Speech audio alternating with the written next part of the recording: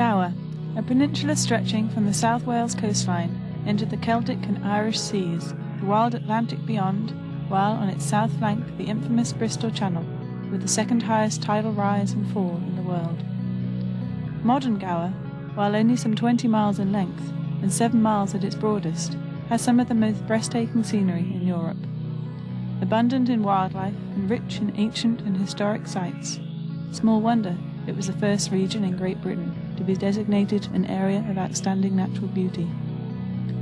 The cultural landscape of Gower still owes much to the Norman conquest, where the March of Lordship, for which Swansea was the centre, was divided into Englishry, Gower Anglicana, and Welshry, Gower Wallicana.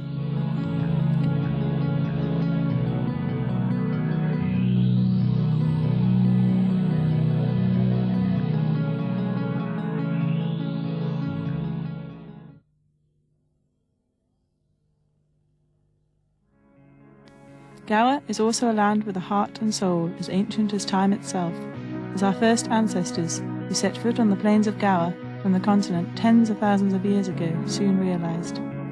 A living land, steeped in ancient Celtic myth and legend. From these early times to the Norman conquest and beyond, we follow the patterns of settlement and their material remains to unfold the ancient and intriguing story of Gower's living past.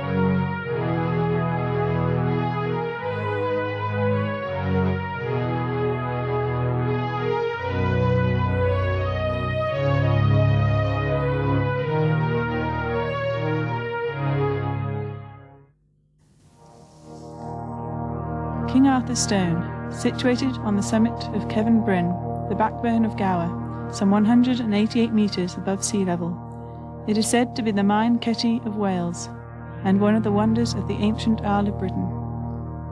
This communal burial chamber was constructed some 4,500 years ago in the Neolithic period, the era of Gower's first farmers. Many of these ancient sites of Gower abound in myths and legends, King Arthur's Stone being no exception. Some say it was a pebble from King Arthur's shoe, flung across the estuary. Some pebble. This main capstone alone weighs some 30 tons. A further legend attributes the split-off portion of the capstone to Arthur's famous sword, Excalibur. Whatever one would like to believe, it certainly was a wondrous feat of construction, and is in fact one of the 3 arduous tasks of ancient Britain mentioned in the Book of Triads. Within a mile radius of King Arthur's Stone, there can be found over 60 burial mounds, similar to this recently excavated Great Cairn of Neolithic and Bronze Age origin. From this point, you can see all points of the compass, the old counties of Brecon and Glamorgan to the east, Somerset, Devon and Lundy Island to the southwest, while to the north, Carmarthenshire and Pembrokeshire. These are relatively modern sites, however, compared with our search for the early settlers of Gower. So where do we begin our search? A few miles from Cefn Bryn, 600 feet down to sea level, and a few tens of thousands years back in time, we may find a few clues. Moving eastward from Worm's Head along the infamous Wreckers Coast, we arrive at one of the earliest and most important sites, Paviland Caves. This is one of the most important prehistoric sites in the country, and one of only 12 Aurignacian sites in Britain, Aurignacian being part of the Upper Paleolithic, commencing some 30,000 years ago. It was here, at Goat's Hole, in 1823, that William Buckland, from Oxford University, discovered the remains of an ochre-stained skeleton. Originally mistaken as that of a female, the remains became known as the Red Lady of Paviland. Subsequent research revealed the skeleton to be that of a young male warrior of the Cro-Magnon race and dated some 18,500 years ago. Other finds were discovered, many of which are at Swansea Museum, such as the remains of horse, rhino, mammoth, reindeer, and the rarer hyena. These animal remains are characteristic of the later Pleistocene, when the climate was cold and dry, producing tundra and so encouraging grazing animals.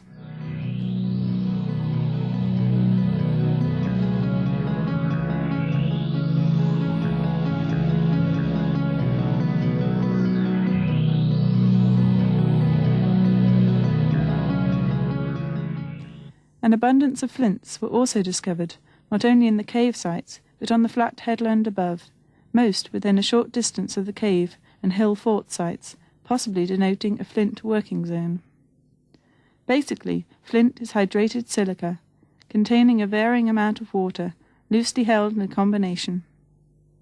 Flints were fractured and worked in many ways, producing a variety of flint tools: scrapers, side scrapers, awls, points, celts, and microliths, or narrow flake flints and arrowheads. The comparative abundance of flint implements and the rarity of the hyena bone seem to show that the Paviland site was inhabited or used more continuously than many other caves in Britain discovered so far. Although this is an important site, other caves have yielded definite Paleolithic remains.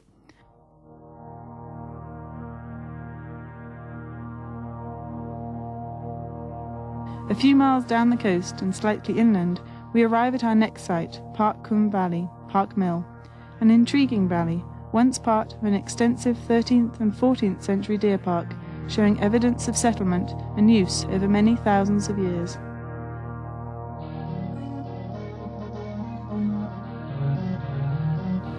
Above this 18th century lime kiln, a hallmark of Gower, on a limestone ledge, is an important site of the Mesolithic period, some 12,000 years ago, Cat Hole.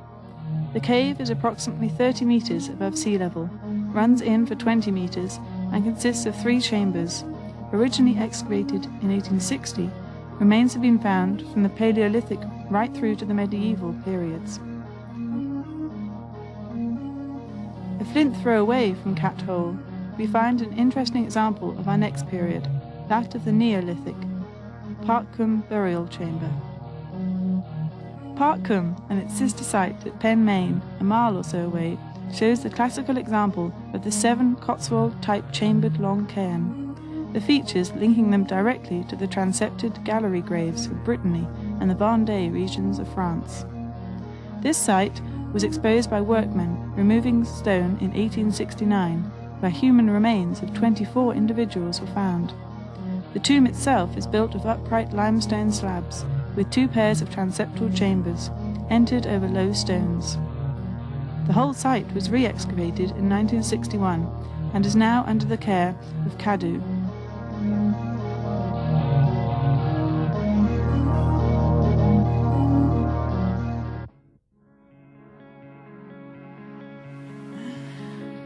Rossley Downs, at 193 metres, is the highest point in Gower, and with some of the most breathtaking views. On the eastern side of the downs are two Neolithic megaliths in cairns of small boulders lying some 100 metres apart. The north cairn is known as Swain's House, the capstone of which now leans against the two remaining supporters.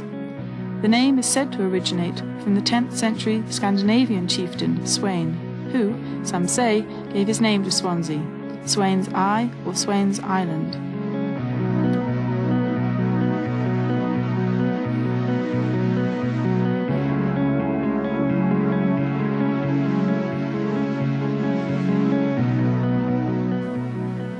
In the northwest corner of Gower, in the parish of Glengenneth, not far from the tidal island of Bury Holmes, a Bronze Age site was discovered here at Culver Hole. In the 1920s and 30s, excavations revealed many artefacts, including the skeletal remains of 30 individuals.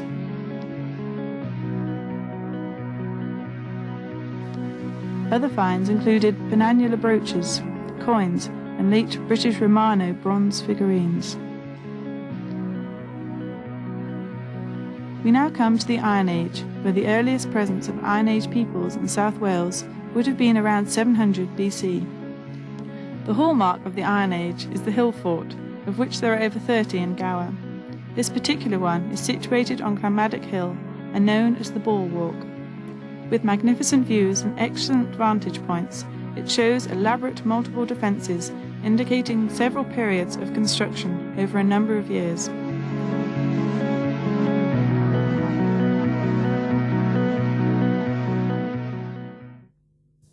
Finds of this period are mainly pottery, reaching here via the Bristol Channel, and Celtic art forms, materialising itself in many guises, such as engraved pottery and embossed ornaments of sheet metal decorating shields. When the Romans invaded Britain in AD 43, the tribe defending the hill forts in this part of South Wales was the Silures.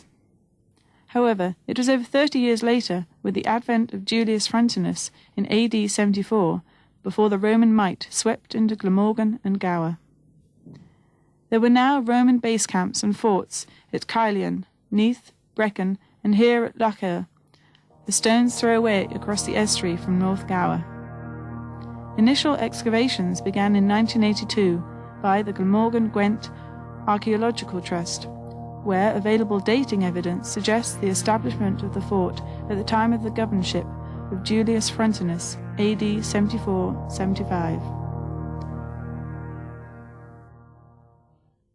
Artifacts found on this site include Samian ware in making of bowls and amphora, wine jugs, and many coins. An important survival of the Roman period is the Christian church, alongside the survival of the Latin language.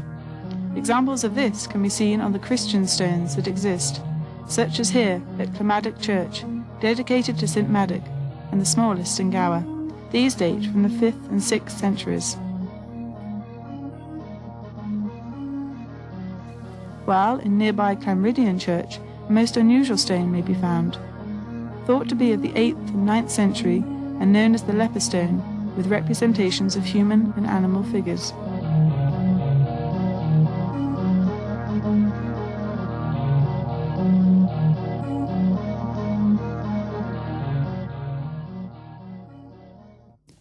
The 8th through to the 11th centuries saw most of Britain affected by Viking raids from Scandinavia, the Bristol Channel area being no exception. Building remains of this period are rare.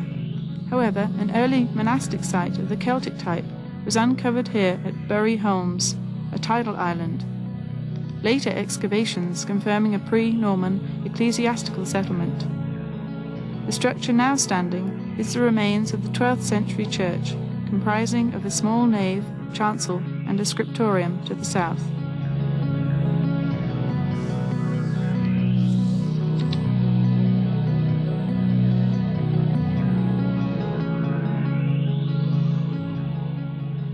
The earliest documentary evidence to the church is in a confirmation charter of 1195, describing it as the Hermitage of St. Kenneth at Holme. St. Kenneth was a 6th century saint and patron saint of Gower. His birth and upbringing legendary, yet his life was actually recorded. Son of Darcus, the Prince of Brittany, St. Kenneth was born a cripple in north-east Gower. Legend has it that King Arthur ruled Britain at this time and held court at Lacher on a Christmas day, where a crippled child was presented to him. Arthur ordered the child to be cast into the river Lacher, and was said to have been rescued by seagulls, who placed him either on Worm's Head or here on Bury Holmes. Llangennith Church, the site of Llangennith Priory, founded in the 6th century by St. Kenneth himself. The original priory was destroyed by Danes in 986 and rebuilt in the early 12th century under the Norman Lord Henry de Newburgh. A few monuments, which were originally in the floor, have been removed, such as this interlaced Celtic cover stone, said to be that of the grave of St. Kenneth. On the south side of the nave is a mutilated effigy of a Norman knight in armour, circa 1300, and popularly called Dolly Mare or de la Mare, the name of the earliest Norman family in Gower. From the middle of the 9th century, Wales was subject to Viking raids, the earliest attack being in 852, while from the 9th to the 11th centuries the Irish Sea was even described as a Viking lake, dominated by Dublin. A legacy of this Scandinavian influence led to new forms of ornaments and artistic designs, chance finds of which include these penannular brooches found in North Gower.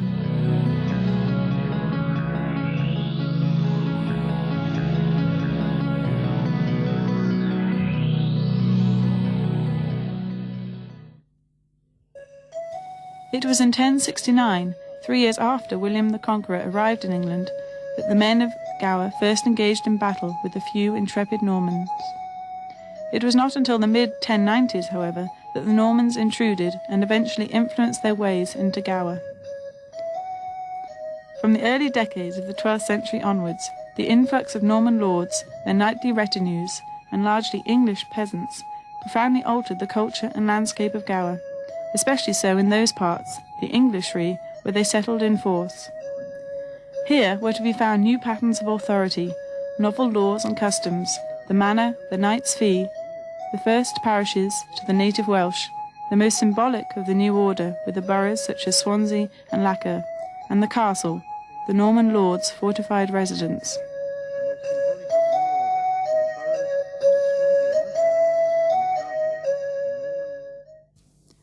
The early castles of earth and timber, of which there is evidence of 12, and what became the lordship of Gower, were of 2 types known, the moat and bailey, and the ringwork, or enclosed castle. Whilst in appearance they seem rather primitive to the modern observer, especially where once high banks and deep ditches had been levelled or filled, they represented a formidable obstacle to the native Welsh. In Gower, and possibly for geological reasons, the ringwork form predominated.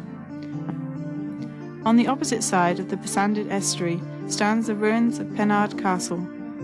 Most of the surviving fabric is of the 13th century, its plan following the lines of its earth and timber predecessor. It is still possible to identify the shape of the twin-towered gatehouse, which was very much the hallmark of the scientific military architecture of that century. North Hill Tor. Here we have one of the few castles in North Gower where a small pocket of the Englishry was established, where the highest point of a strong promontory site was made defensible by a ringwork.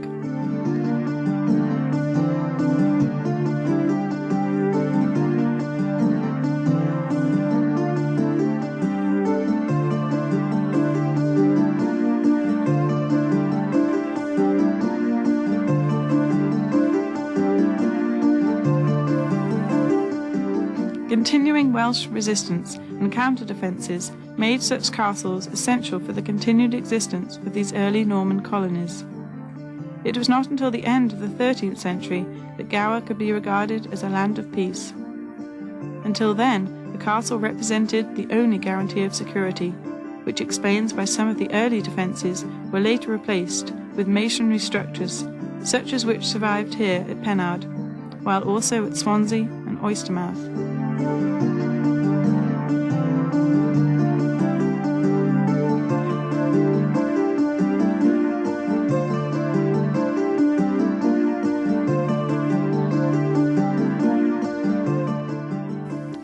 In its day, Pennard was a modest enough castle, home to what we may term a member of the gentry, a knightly tenant of the lordship.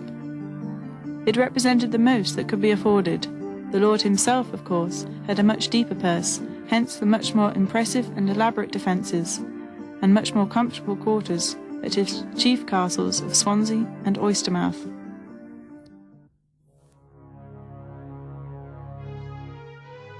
The Luftwaffe accomplished more swiftly at Swansea what the native Welsh had struggled to do, the destruction of a good part of the fabric. Sufficient remains to suggest something of its grandeur of the castle, very much a symbol of the lordship and dominion here, casting its long shadow over the little town, the Lord's town, that grew up around it. At some stage, in the 1330s, its most conspicuous feature, the arcaded parapets of its hall and solar blocks, were added, and very likely by the architect and masons who had been employed upon similar work for Henry de Gower at his episcopal residence in St. David's.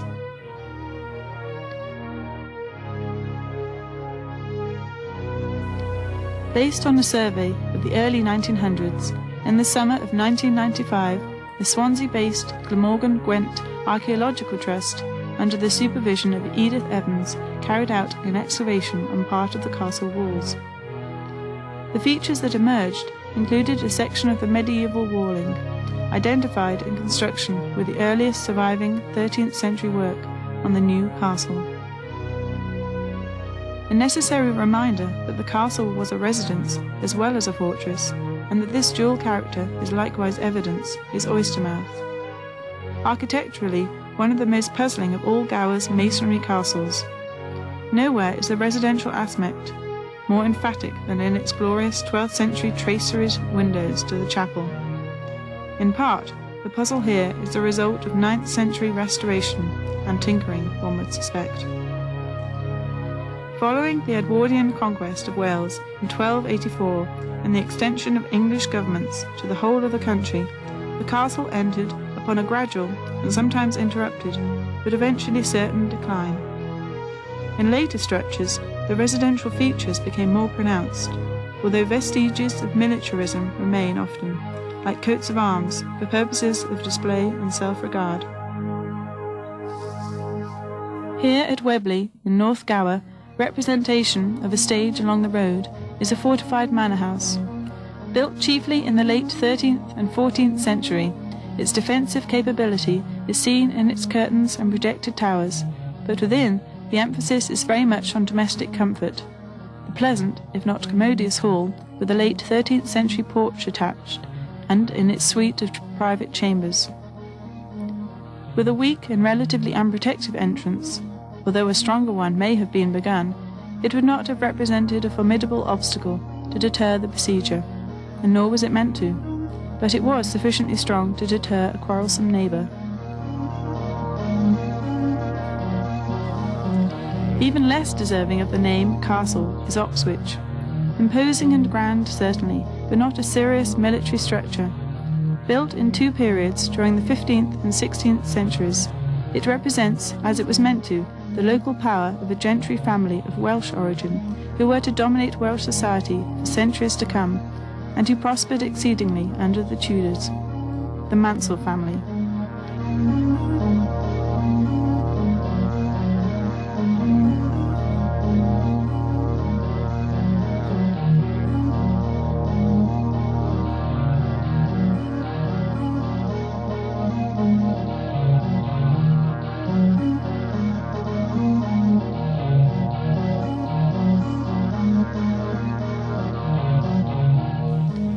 The columbarium, whose occupants supplemented the Mansell family's daily menu, is a fitting symbol in which to take leave of the castle, which had no place or purpose in a land that was slowly but surely being inured to the ways of peace.